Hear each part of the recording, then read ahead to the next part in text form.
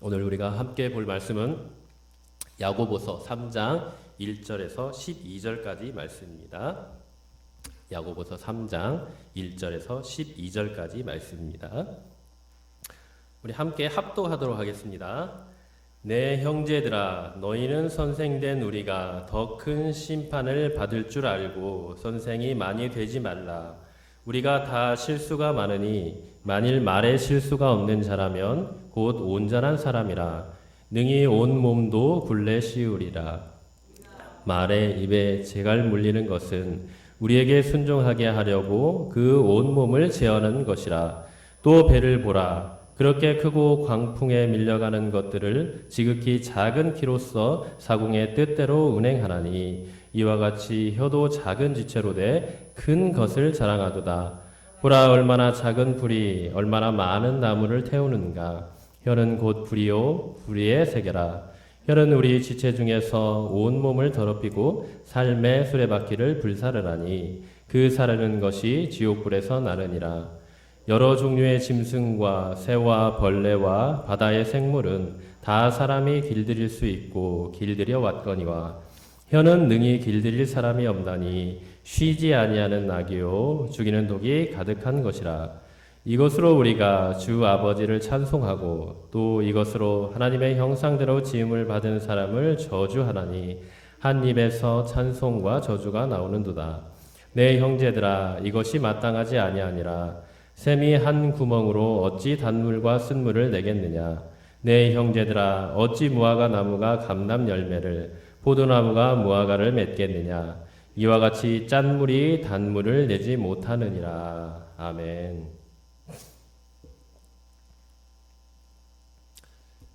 네, 우리가 지금 계속해서 이 야고보서의 말씀을 보고 있습니다. 자, 제가 거듭 말씀을 드리지만 이 야고보서의 전체적인 어떤 주제가 있다고 했어요. 그죠? 그것은 바로 1장에 나와 있는데요. 자, 1장 18절에 보면 거기에 뭐라고 나와 있습니까? 바로 하나님께서 말씀으로 우리를 낳으셨다, 이렇게 말씀을 하십니다. 이 말씀이라는 것은 바로 핵심되는 예수 그리스도의 그 구원의 복된 소식인 그 복음. 이게 전체적으로 보면 성경 말씀 전체지만 이 핵심 주제인 바로 예수 그리스도의 복음을 통하여서 우리가 그 복음을 듣게 하시고 믿게 하시고 그 믿음을 통해서 우리를 하나님의 자녀로 거듭나게 해주셨다는 거예요. 그래서 첫 번째 야고보서의 주제는 바로 이 칭의와 관계되는 말씀입니다. 그러니까 하나님의 말씀, 이 복음의 말씀을 통하여서 우리를 의롭게 하심으로써 하나님의 자녀로 새롭게 태어나게 해주셨다. 하나님의 자녀로 다시 양자 삼아 주셨다는 것이죠. 자, 두 번째 주제는 무엇이었냐? 바로 20절과 21절에 있는 말씀으로서 그렇게 하나님의 자녀로 거듭난 우리 성도들은 이제 그것으로 끝나는 것이 아니라 하나님의 자녀된 신분을 갖는 것으로 끝나는 것이 아니라 이제 그 신분에 걸맞는 삶을 살아야 된다는 것입니다. 그 걸맞는 삶이 어떤 삶이냐? 바로 거룩한 삶이요, 의의 삶이요, 또 하나님의 뜻을 따르는 삶이요, 또 이 땅 가운데 있어서 예수 그리스도가 가져오신 그 하나님의 나라를 우리가 세워가는 일꾼으로 살아가는 것입니다. 그렇게 해서 이 야고보는 전체적인 큰 그림을 우리가 말씀으로써 복음으로써 하나님의 자녀가 되는 그 의로움을 얻은 것과 그리고 그 의로움으로 이제 살아가야 된다는 것으로 이렇게 결론 짓고 있고요. 그 이후에 모든 장의 내용들은 이제 그렇다면 그 하나님의 자녀로서 성도로서 어떤 영역에서 그 거룩함을 이루어 나아가야 되고 또 어떻게 거룩함을 이루어 나아가야 되는가에 대한 내용으로 쭉 이어져 나옵니다. 그래서 우리가 지난 시간에 보았던 그 2장에서의 말씀은 그래서 그 첫 번째 영역으로서 무엇을 말하고 있습니까? 바로 2장 9절에 있는 것처럼 차별하여 대하지 말라고 나옵니다. 그러니까 하나님께서 우리를 택하여서 자신의 자녀로 삼아 주셨는데 그 하나님의 형상대로 지음받은 우리 모든 형제와 자매들을 차별하여 대하지 말라라는 것이죠. 그런 것은 만약에 우리가 차별하여 대한다. 그러면 누구를 무시하는 것입니까? 하나님을 무시하는 것이 되는 것이고, 그것이 바로 무서운 죄가 된다는 것입니다. 그래서 우리는 절대 차별하여 대하지 말고 하나님의 생명을 얻은 자로, 하나님의 자녀된 자로서 함께 형제 자매로서 서로 사랑하는 자녀로 대함임을 말하고 있습니다. 자, 그 다음에는 어떤 내용이었습니까? 바로 믿음과 행함의 문제였어요. 믿음과 행함의 문제. 이 믿음과 행함의 문제는 굉장히 중요합니다. 왜냐하면 우리가 이 믿음과 행함의 문제를 통해서 우리의 구원의 문제와 결정되기 때문인데요. 그래서 혹자들, 정말 믿음이 없고 하나님의 말씀을 제대로 모르는 사람들은 우리의 믿음을 어떻게 얻는다고, 우리의 구원을 어떻게 얻는다고 말을 합니까? 행함으로 얻는다고 말을 해요. 행함으로. 우리가 의로운 행함, 착한 행함, 다른 사람들을 많이 도와주는 행함, 그런 행함을 많이 해야 우리가 구원을 얻는다. 이런 행위 구원을 말하는 것이죠. 하지만 성경에서는 분명히 단호하게 말을 합니다. 우리의 구원은 오직 무엇을 통해서 이루어지는 겁니까? 오직 믿음입니다. 믿음. 자, 그러면 이 믿음, 예수 그리스도를 나의 구원자요 주인으로 믿는 이 믿음을 통해서 우리가 구원을 얻게 되는데, 자, 그러면 우리가 구원을 얻었으면 우리의 행함은 필요가 없는 걸까요? 믿어서 구원을 얻었어. 필요가 없는 걸까요? 끝인가요? 아니죠. 네. 야고보는 이 2장의 말씀을 통해서 이 행위라는 것은요, 결코 믿음과 떨어져서는 생각할 수 없는 것이라고 말해요. 그러니까 이 행위라는 것은 늘 믿음과 함께 일하는 것이라고, 함께 같이 가는 것이라고 이렇게 말을 해주고 있어요. 왜 그러냐? 바로 이 행위라는 것이 우리 보통 사람들은 말할 때 이 행위를 뭐라고 말을 합니까?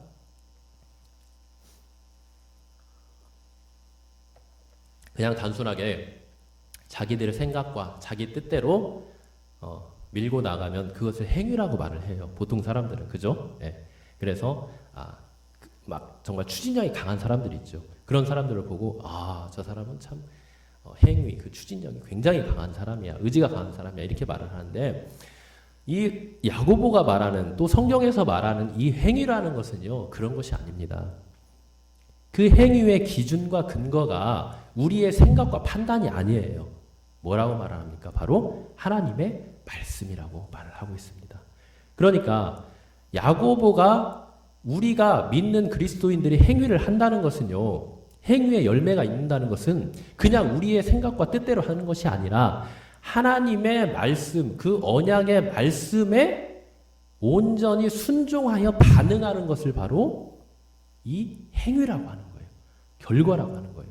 그래서 행위는 결과적으로 구원을 얻는 조건이 아니에요. 구원을 얻는 조건은 무엇입니까? 오직 믿음입니다. 믿음. 믿음을 통해서 우리가 구원을 얻었어요. 그럼 행위는 뭡니까? 그 믿음을 통해서 나타나는 결과, 열매가 바로 이 행위라는 것입니다. 왜? 행위가 있으려면 야고보가 말한 그 행위는 어떤 행위였다고 했죠? 그 행위가 있으려면 뭐가 있어야 돼요? 먼저 믿음이 있어야 되는 거예요. 믿음. 그래서 하나님께서 우리에게 하신 말씀 전체를 믿는 그 믿음 가운데 그 말씀을 순종하며 살아가는 그 반응을 보이면 그게 바로 우리의 행위가 되는 것입니다. 네. 그래서 이 믿음은 행위의 뭐가 돼요? 원인과 근거가 돼요. 행위는 그럼 뭐가 되죠? 그 믿음에 대한 결과, 열매가 되는 것입니다.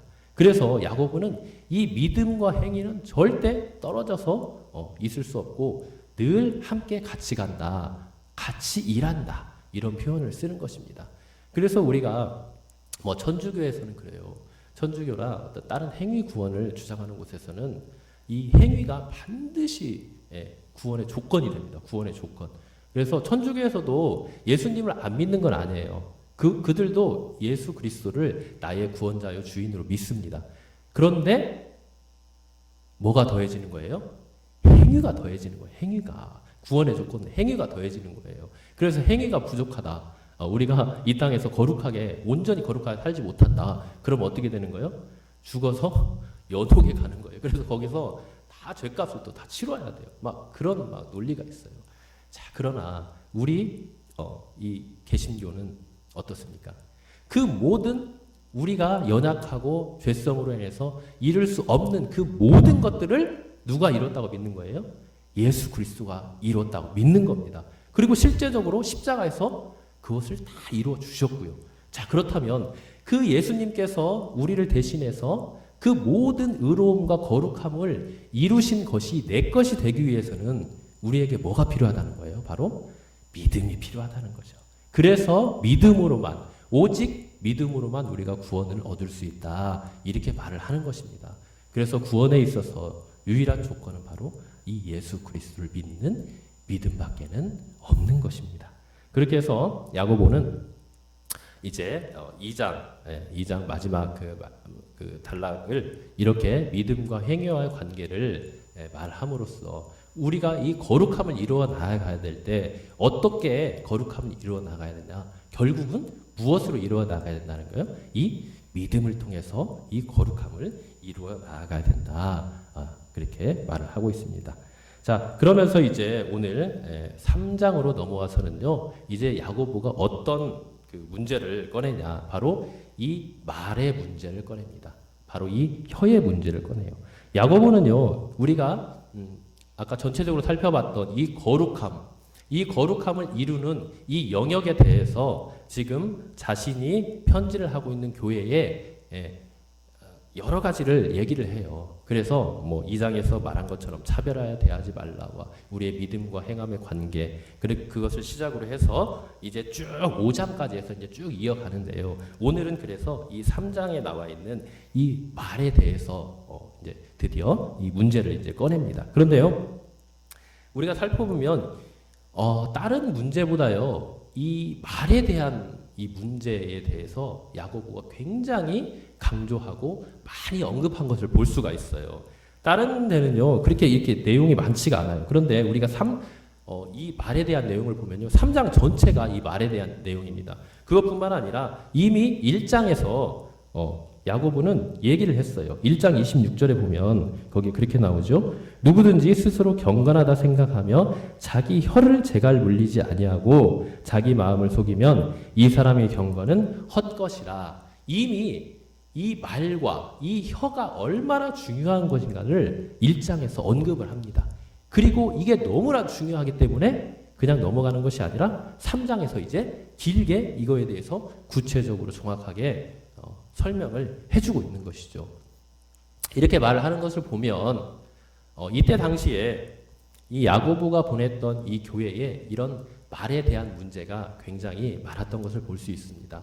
이 야고보서뿐만 아니라 다른 서신서들을 봐도요, 이 그 저자들이, 성경의 저자들이 편지를 보낼 때 특별히 이제 교회에 문제가 있어서 이렇게 편지를 좀 많이 보냈거든요. 근데 야고보도 지금 편지를 보내는 이런 어떤 문제들이 그냥 들리는 거에서만 그치는 것이 아니라 실제적으로 있었기 때문에 이렇게 편지를 보내서 이 문제들을 지금 언급하고 있는 것입니다. 그래서 이 야고보서를 썼던 야고보가 어떤 야고보라고 했죠? 사도 야고보인가요? 예수님의 제자 야고보인가요? 아니죠. 누구의 형제라고 했죠? 예수님의 형제라고 했습니다. 그것뿐만 아니라 나중에는 이분이 이제 초대교회 예루살렘 그 교회의 가장 어떻게 보면 영향력 있는 이 지도자로 이제 우뚝 서게 되는데요. 그래서 이 야고보가 지금 흩어져 있는 여러 교회에 지금 편지를 하면서 이 말의 문제에 대해서 이제 언급을 하고 있습니다. 이 말의 문제가 굉장히 중요하고 심각했기 때문에 굉장히 이제 비중 있게 다루는데요. 이것을 우리가 어떻게 알 수 있냐면 성경 이 야고보서 전체 장에 이 말이라는 말이 다 한 장에 하나 이상 다 들어가 있어요. 그래서 말하다, 이 말하다라는 동사가 몇 번 나오냐? 최소 10번 이상이 나옵니다. 그리고 말이라는 이 명사가 한 번 나오고요. 그 다음에 혀가 5번. 그리고 말과 관련된 이 비방하다는 말이 3번. 그리고 모든 장에서 이 말에 대한 표현이 나오면서 또 적어도 총 합치면 19번 이상이 지금 언급되고 있는 것을 볼 수가 있어요. 자, 야고보가 이렇게 이 말에 대해서 강하게 또 자세하게 설명한 이유는 무엇입니까? 바로 방금 말했던 것처럼 이 말이라는 것이 굉장히 중요하고 영향력이 있기 때문입니다. 뒤에 이게 살펴보면 그 내용이 이제 나올 것이고요. 또한 우리가 살아가면서 또 눈 깜빡이고 숨 쉬는 것 외에 가장 많이 하는 게 뭘까요? 말하는 거예요. 말하는 거. 그리고 말하지 않으면 살아갈 수가 없어요. 관계를 맺고 살아갈 수가 없습니다. 이 말이라는 것은요, 그래서 사람과의 관계를 맺어줄 뿐만 아니라 우리가 살아가는 데 있어서 없어서는 안 될 가장 중요한 수단 중에 하나가 이 말이랍니다.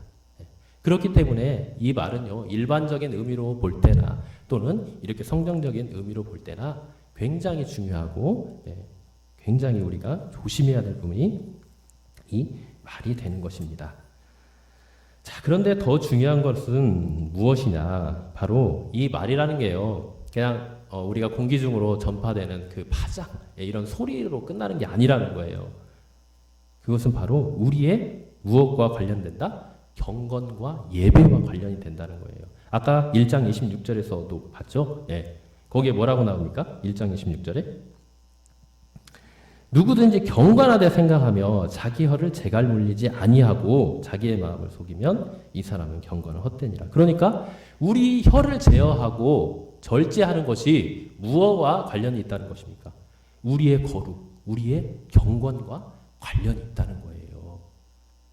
자, 하나님께서는 이 세상을 뭘로 창조하셨죠? 말씀으로 창조하셨습니다. 그럴 뿐만 아니라 우리에게도 말을 주셨어요. 말. 그리고 이 말을 통하여서 우리가 어떻게 살아가기를 원하십니까? 그 영화로우신 하나님을 높이고 찬양하고 전하고 복음의 생명의 예배자의 통로가 되기를 원하시는 거예요. 이렇게 살아갈 때 하나님께서 우리를 창조하신 목적과 그 말을 우리에게 주신 그 이유와 목적을 우리가 온전히 행하며 살아가는 것입니다. 하나님께 그렇게 살아갈 때에 하나님께 온전한 영광을 돌리면서 살아가는 거예요.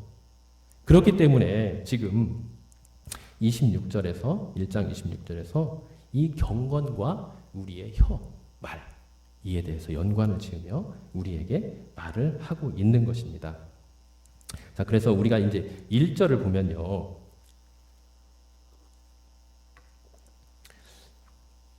3장 우리가 오늘 본문이 1절에서 12절까지 말씀인데요.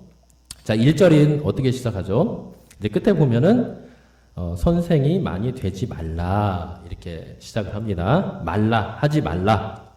강한 금지와 경고를 말하고 있습니다. 자, 그것뿐만 아니라 12절 끝에는 뭐라고 나옵니까?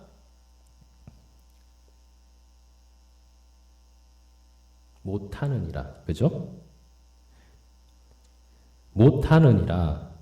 이처럼 되지 말라와 되지 말라로 시작하고 못한다로 마침으로써 본문 전체가 뭘로 이루어졌습니까? 강력한 금지와 경고의 단락으로 이루어져 있습니다. 그러니까 야고보는 너희 중에 많은 사람은 선생이 그러면서 이렇게 말하죠. 너희 중에 많은 사람은 선생이 되지 말라고 이렇게 말을 하고 있어요. 1절에 보면은. 자, 여기에서 선생은 어떤 선생을 말하냐면요. 그냥 일반적인 어떤 학문을 가르치는 선생이 아니라 바로 성경 교사를 말하는 것입니다. 성경 교사. 그러니까 하나님의 말씀을 잘 가르치고 먹이는 이 성경 교사를 말하는 건데요. 그렇기 때문에 교회에서 지금으로 말하면 뭐 목사님이나 아니면 전도사님, 또 성경을 가르치는 분들, 이런 분들이 바로 이 선생이 되는 거예요. 그런데 지금 이 야고보가 많은 선생이 되지 말라고 이렇게 말을 했어요. 그죠? 이 말은 그냥 이 선생, 성경 교사가 필요 없다는 말일까요? 그건 아니겠죠. 필요 없다는 말이 아닙니다. 이것은 무슨 뜻이냐면은 이 성경 교사는 뭘 하는 사람이에요? 하나님의 말씀을 제대로 가르치고 또 본이 되고 그 말씀과 관련해서 말을 많이 하는 사람입니다. 그죠? 그런데 그 성경 교사가 말을 할 때 만약에 그 말에 실수를 했다. 여기서 실수라는 것은 그냥 단순한 실수를 말하는 것이 아닙니다. 네. 실수는 어떤 실수를 말하는 걸까요? 여기서 말하는 실수는 뭘까요? 일반적으로 용납되는 그런 실수가 아닙니다. 여기에서 말하는 실수는요, 바로 2장 10절에 있는 2장 10절에 있는 말씀과 같이 율법을 범한다는 의미의 실수를 말하는 겁니다. 그러니까 율법을 범한다는 건 뭐예요? 하나님의 법을 어기는 것입니다. 그러니까 굉장히 중대한 하나님 앞에 죄를 짓는 거예요. 죄를 짓는 거. 자, 그러니까 우리가 하나님의 말씀을 전할 때, 또 가르쳐 줄 때, 이런 실수를 범하면 안 된다는 거예요. 어떤 사람들은 이걸 대수롭지 않게 여겨요.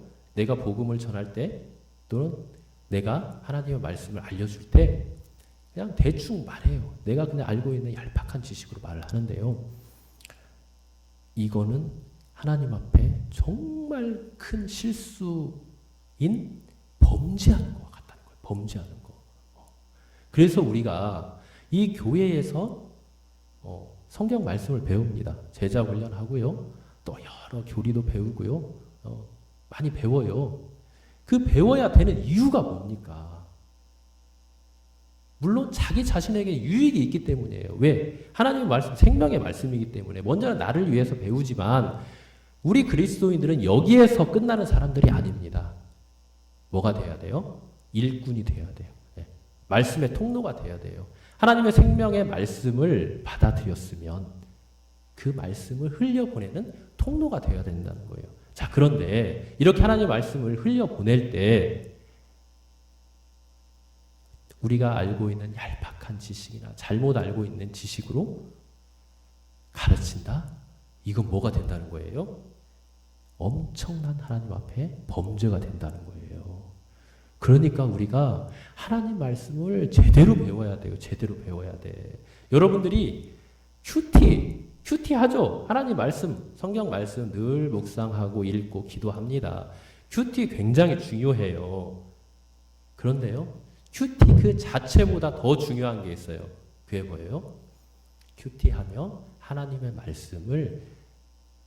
말씀이 어떤 의미가 있고 어떤 뜻이 있고 우리가 어떻게 적용해야 되는지 그것을 바르게 인도함을 받고 지도를 받는 것입니다. 물론 여러분들 스스로 연구하고 노력해서 할 수 있어요. 그런데 쉬워요, 어려워요? 어려워요. 그죠? 예. 우리 같이 신학을 한 사람도 어려울 때가 많아요. 그런데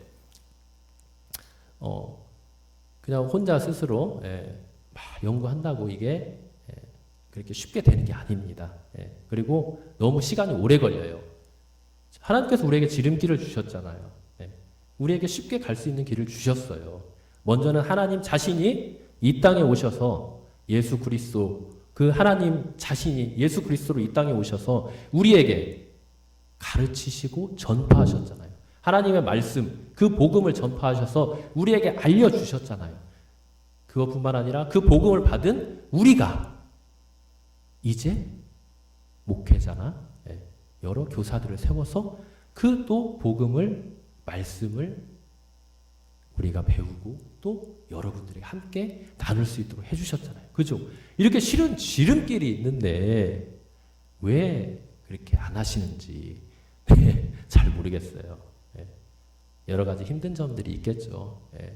많은 상처와 아픔도 있을 것이고요. 그러나 여러분들, 우리가 이렇게 교회에 나와서 예배 드리고 또 하나님을 배울 수 있다, 말씀을 배울 수 있다는 게요, 얼마나 큰 은혜인지 우리는 알아야 되는 것입니다. 여러분들에게 우리와 같은 목회자들을 세워주셨어요. 또 성경 교사들을 세워주셨어요. 그래서 여러분들에게 복음을 전하고 말씀을 전할 수 있도록 해주셨어요. 물론 우리도 열심히 노력해야겠지만 함께 그 하나님께서 주신 이 은혜의 방편들을 잘 사용한다면 우리의 믿음과 신앙이 정말 여기서 말한 것처럼 그렇게 하나님 앞에 범죄하지 않는 그런 아주 복의 통로로 우리가 잘 사용될 줄 믿습니다. 그래서 우리는 늘 하나님 말씀을 가까이 하되 바른 하나님의 말씀을 배워야 돼요. 그리고 배울 뿐만 아니라 널리 전해야 될 줄로 믿습니다.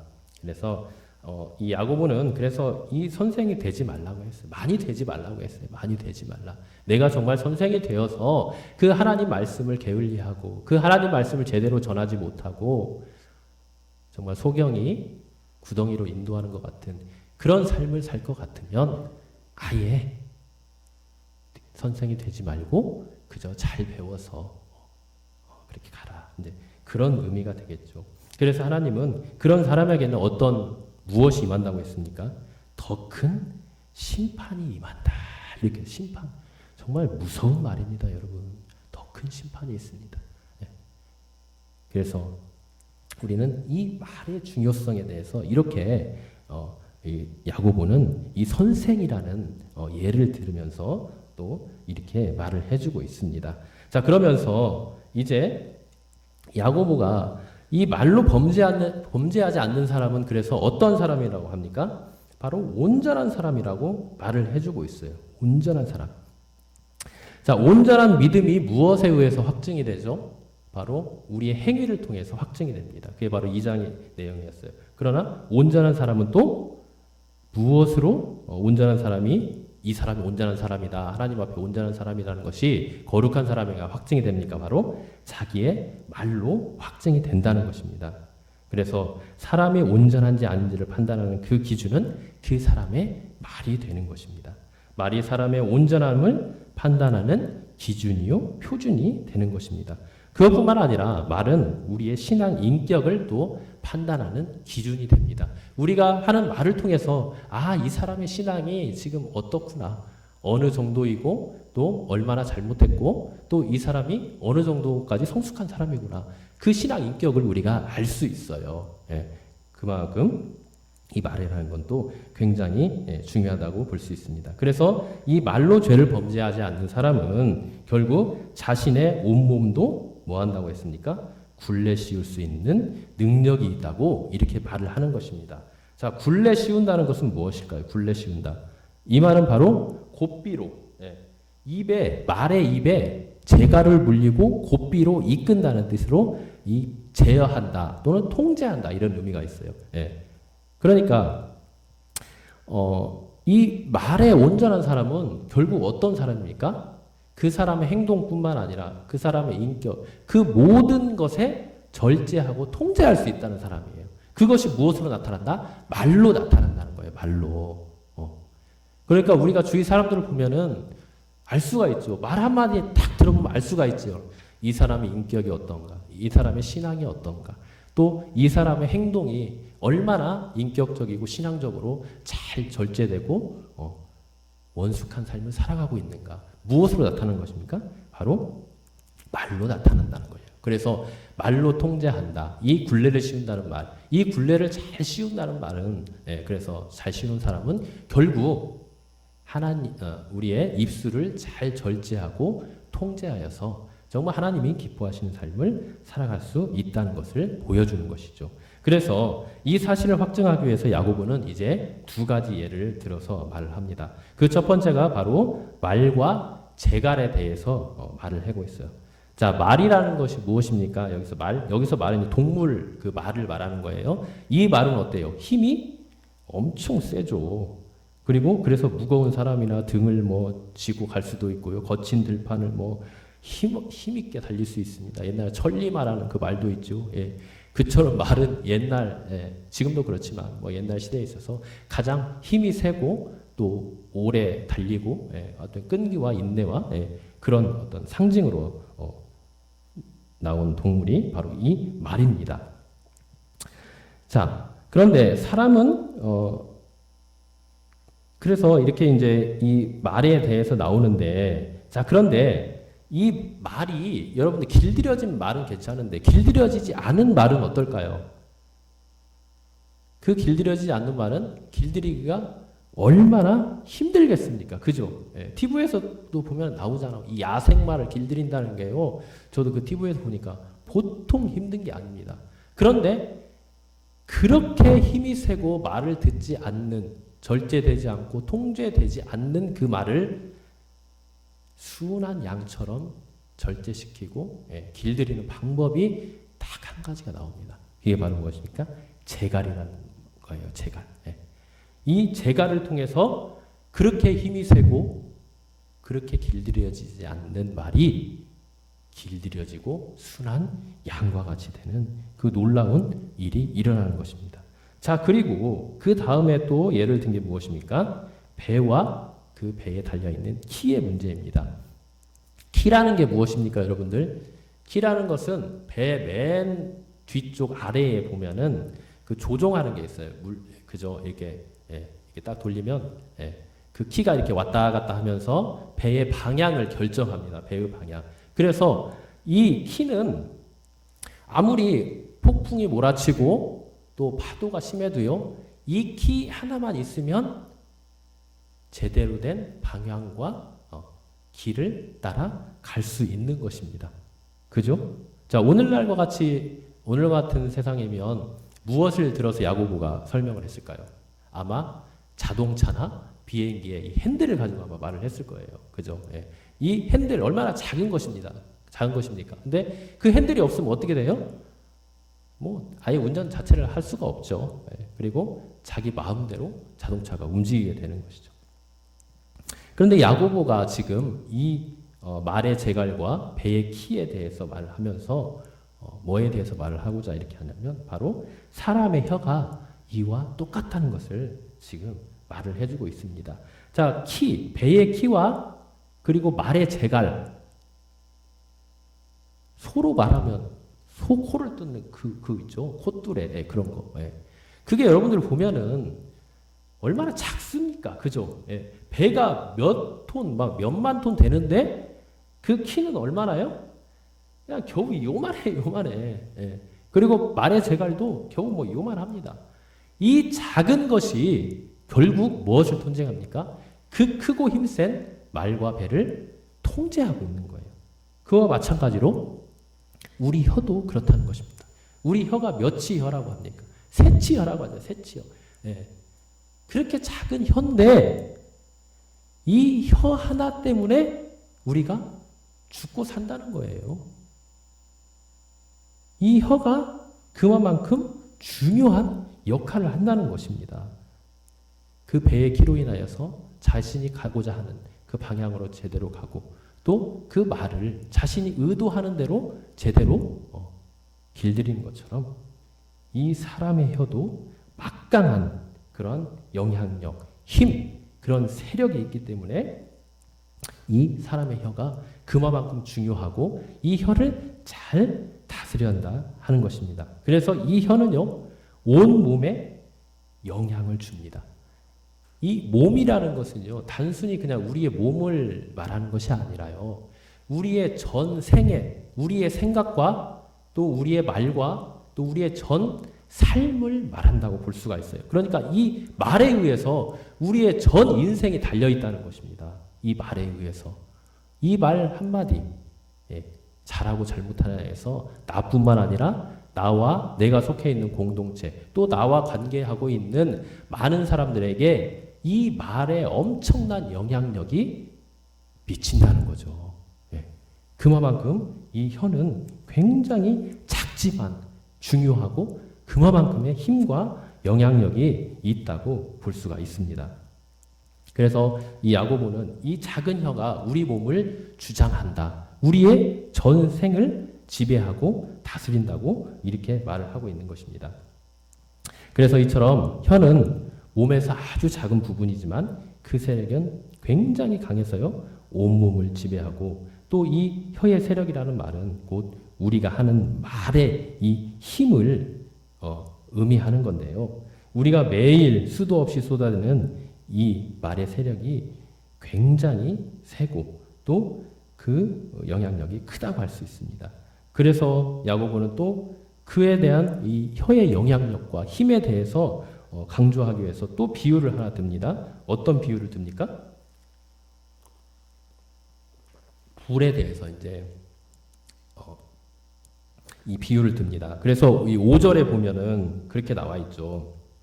이와 같이 혀도 작은 지체로 돼 큰 것을 자랑하도다. 보라 얼마나 작은 불이 얼마나 많은 나무를 태우는가. 자, 여기서 말하는 작은 불이라고 했습니다. 네. 그러니까 혀가 여기서 이제 작은 불이라고 하는 것은 바로 우리 혀가 그만큼 작은 지체, 작은 것이라는 것을 강조하는 거예요. 그렇지만 이 작은 불, 그러니까 성냥불 같은 그런 작은 불이 딱 이제 붙어서 큰 불이 나서 뭐 온산을 태우고 큰 피해를 입히는 것을 우리가 볼 수가 있죠. 그런 것처럼 우리도 이 말, 이 작은 이 혀지만 이 작은 혀에서 나오는 이 말이 얼마나 큰 엄청난 결과를 가져오는 것을 이 작은 불이라는 말을 통해서 우리가 이 야고보는 말을 하고 있는 거예요. 여러분 몇 년 전에 몇 번 그랬는데요. 강원도 고성에 이 불이 나가지고 온 백두대간을 막 다 태운 적이 있어요. 그 원인을 조사해 보니까요. 그냥 작은 담뱃불 하나였다고 합니다. 작은 담뱃불. 여러분 담뱃불이 그 얼마나 작습니까? 그런데 그 담뱃불 하나로 인해서 그 어마어마한 면적에 산을 다 태워버린 거예요. 여러분 말이 이렇다는 거예요. 그래서 말은 그냥 단순히 말을 통해서 그냥 내가 살아가는 그 도구가 아니라요. 이 말에는 사람을 죽이고 살리고 우리 공동체, 우리 교회, 이 나라와 민족, 온 세계에 영향을 미칠 만큼 그만큼 영향력이 있다는 겁니다. 그래서 우리는 굉장히 말을 조심해야 돼요. 굉장히 말을 주의해야 됩니다. 이 말 한마디에 의해서 나만 죽으면 상관이 없어요. 근데 내 주위에 있는 사람, 나와 관계하고 있는 사람이 이 말 한마디에 의해서 살고 죽습니다. 여러분 인터넷이나 그런 데 많이 보죠. 지금은 여러분들 댓글을 악플 같은 거를 못 달게 돼 있어요. 법적으로 제지를 했어요. 왜 이런 일이 일어났을까요? 그것은 바로 자기가 생각하고 말하고자 하는 것을 댓글로 답니다. 그 댓글을 보면서 너무나도 많은 사람들이 죽었어요. 그 조그마한 말 한마디에. 저도요, 예전에 그런 경험을 한 적이 있어요. 뭐 그런 댓글 하나 가지고 뭘 그래? 근데요, 누군가가 저를 비방하는 글을 한번 딱 본 적이 있어요. 근데, 와, 화나는 정도가 아니라요. 정말 너무 힘들더라고. 이게 직접 당해보면 달라요, 그게. 그죠? 다릅니다. 여러분들은 저보다 훨씬 많이 사셨기 때문에 이게 어떤 느낌인지 알 거예요. 그죠? 그래서 이 말이라는 건요. 야고보가 그래서 뭐라고 했습니까? 거기에 8절에 보면 뭐라고 나와요? 쉬지 아니하는 악이요 죽이는 뭐가 가득하다? 독이 가득하다. 독이. 말이 독이 될 수가 있고 뭐가 될 수 있습니까? 죽이는 것이 될 수가 있어요. 그 말 한마디가 뭐길래? 그래서 하나님께서는 우리에게 뭐라고 하십니까? 뭐라고 하시죠? 너희는 그런 말 하지 말라고 해요. 그러면서 이 바울 서신이나 다른 서신들을 보면요. 하나님이 우리에게 권면하는 말이 있어요. 권면을 넘어서 경고하시고 우리에게 명령하시는 말씀이 있습니다. 너희는 어떤 말을 해라? 결과적으로 말하면 살리는 말을 하라는 거예요. 살리는 말. 생명의 말. 그 말이 뭐예요? 그 말이 뭐죠? 복음 아닙니까? 복음. 그죠? 예수 그리스도의 복음. 또 이 성경 전체의 말씀인 이 복음. 이것을 전하라는 거예요. 그래서 예수님께서도 승천하시기 전에 마지막으로 하신 말씀이 뭐예요? 예수님의 사역을 하실 때도 그렇고요. 또 마지막에 승천하실 때도 그렇고요. 줄곧 공생애 동안 사역을 하시면서 하신 말씀이 당부와 명령과 부탁이 뭐였습니까? 너희는 온 천하에 다니며 만민에게 무엇을 전하라? 복음을 전하라는 거예요. 복음. 여러분 이 복음이라는 것은요. 물론 핵심은 예수 그리스도예요. 그리고 하나님 나라입니다. 성경 말씀이에요. 하지만 이것은 그 핵심되는 내용과 함께 우리가 다른 사람들을 주님의 사랑으로 살리고 격려하고 위로하고 그들의 모든 아픔과 슬픔까지도 아우르는 말을 하라는 거예요. 이런 내용까지 사실은 다 들어있는 겁니다. 그렇기 때문에 우리 모든 믿는 주님의 백성들은요, 우리 입에서 살리는 말을 해야 됩니다. 이 예수 그리스도의 복음의 말을 해야 돼요. 그럴 뿐만 아니라 모이면 뭘 해야 됩니까? 하나님을 찬양하는 말을 해야 돼요. 그리고 또 뭘 해야 돼요? 우리가 살아가면서 서로에게 힘과 위로가 되는 말을 해야 되는 것입니다. 우리 자녀에게도 마찬가지예요. 저도 애들을 키우다 보니까 참 여러 가지로 힘들 때도 많이 있고요. 화가 날 때가 너무 많아요. 특별히 요즘은 너무 이렇게 자주 싸우는데 그 소리 들을 때마다 얼마나 짜증나고 정말 힘든지 모르겠어요. 그래서 때로는 이제 심하게 말을 하기도 하는데, 그래서 이제 많이 저도 회개하기도 하고 그럽니다. 그런데 우리 자녀들에게도 그렇고요. 또 우리 주위에 있는 사람들에게도요. 말 한마디 할 때마다 우리는 정말 조심해야 되고요. 한 번 더 생각해야 되고요. 또 화가 날 때도 어떻게 해요? 이 하나님께 축복받을 놈아. 이 하나님께 사랑받을 애야. 그리고 옆에 있는 우리 성도님들에게도 나에게 꼭 필요한 우리 권사님, 장로님. 이렇게 힘들어도 우리가 의지를 가지고 해야 됩니다. 의지를 가지고. 그러나 그 의지만 있으면 안 돼요. 그 의지만 있으면 우리는 우리 힘으로는 할 수가 없어요. 그 순간순간 누구를 의지해야 됩니까? 먼저 주님을 의지해야 돼요. 주님을. 주님, 그냥 있는 모습 그대로 주님께 여러분들의 마음과 여러분들의 상태를 고백하세요. 그냥 내려놓으세요. 주님, 저 이런 사람이에요. 이렇게 연약한 사람입니다. 그러나 저는 주님의 의와 사랑과 그 주님께서 십자가에 이루신 그 모든 것들을 의지하며 나아가오니 주님, 저의 마음이 아닌 주님의 마음으로 사랑하게 해주세요. 의로운 말, 축복의 말, 사랑의 말, 경건의 말을 해주게 해주세요. 하고 주님을 의지하고 성령님을 의지하고 나아가는 것입니다. 이게 바로 하나님과 동행하는 삶이에요. 하나님과 동행하는 삶. 우리는 늘 하나님과 동행하는 삶을 살아야 돼요. 왜 우리가 말씀을 늘 가까이 하라고 목사님께서 그렇게 강조하십니까? 늘 우리가 왜 기도하라고, 그 힘든데 새벽에 나와서 왜 기도하라고 해요? 이 말씀과 기도가 아니고서는요, 우리는 절대 하나님과 동행하는 삶을 살 수 없어요. 성령님은 늘 말씀 가운데 역사하십니다. 늘 우리가 기도할 때 하나님께서 우리와 함께 하시는 것입니다. 우리 모든 성도님들, 힘들고 어렵지만 내 마음대로 되지 않지만 그럴 때마다 늘 먼저 하나님을 의지하고 하나님을 믿고 주님께 우리의 있는 모습 그대로 내려놓으면서 주님의 그 힘을 의지하면서 이 야고보가 말한 것처럼 이 혀를 잘 다스리고 제어함으로써 정말 하나님 앞에 범죄하지 아니하고 야고보가 말한 그 거룩의 삶을 살아가시기를 간절히 바랍니다. 우리 함께 찬양하도록 하겠습니다.